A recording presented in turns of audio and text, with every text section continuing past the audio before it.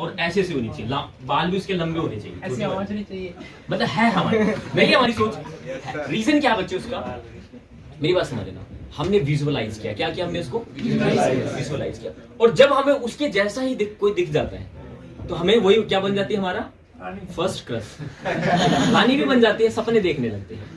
तो मेरा कहने का मतलब क्या है, मैं आपको सिर्फ ही कह रहा हूँ, विजुअली तो किया था आप लोगों ने और वैसे आप लोगों ने देख लिया, तो मैं क्या ना इससे मैं समझाने की कोशिश कर रहा हूँ, मेरी बातों को प्यार से मत जोड़ना, मैं समझाना कुछ और चाहता हूँ।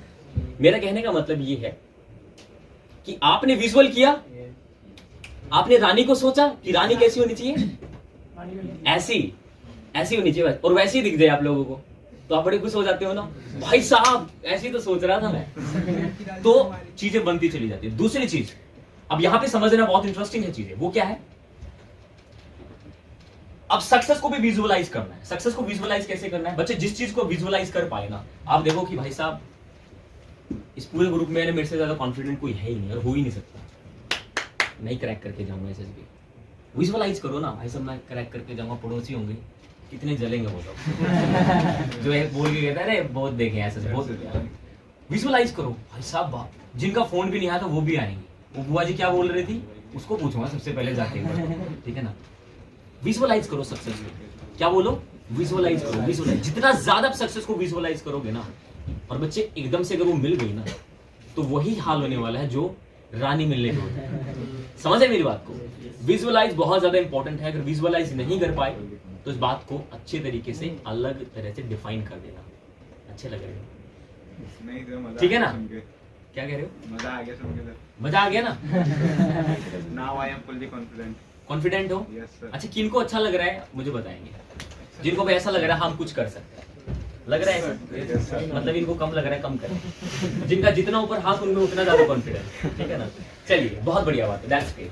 अभिषेक आप में नहीं है, अच्छा अच्छा ठीक है, चलिए मेरे को लगा आपके अंदर कॉन्फिडेंस नहीं, हो सकता है फिर आप रानी के बारे में ना सोचते हैं। चलिए बड़ी खूबसूरत, कैसा लग रहा है अब यहाँ पे आके आपको, अच्छा लग रहा है, मम्मी कसम खाना समझ रहे, अच्छा लग रहा है, सच बता, अच्छा लग रहा है ना। तो मतलब क्या है, देखो फियर ऑफ फेलियर क्या है, मैंने अभी कुछ कराया थोड़ा नया इनसे, हमने बातों को किया, मतलब क्या था जो आपके दिमाग में था ना, मैंने उस पर जाके ऐसे बोला भाग, ऐसे किया मैंने उसको, ठीक है ना।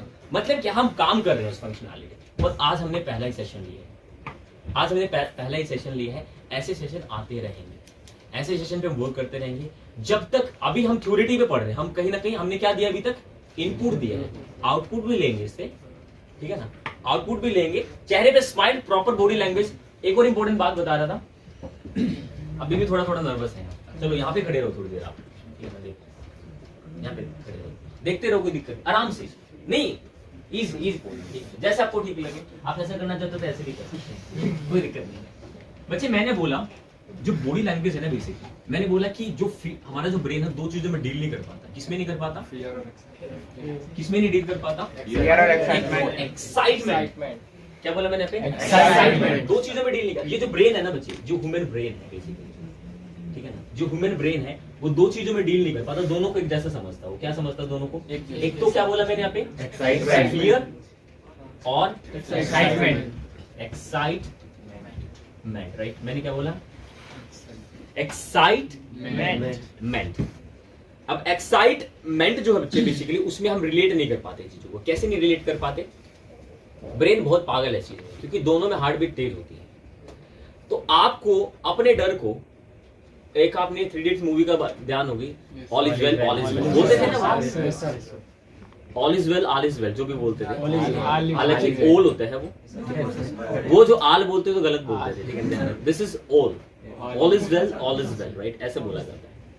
तो ऑल इज वेल बोला जाता था, क्यों था बच्चे, मैं बात बताता हूँ, क्योंकि हम अपने ब्रेन को ही बता रहे होते थे कि ठीक है, सब कुछ ठीक है, सब कुछ ठीक है, एंड वर्क करता है, डेफिनेटली वर्क करता है।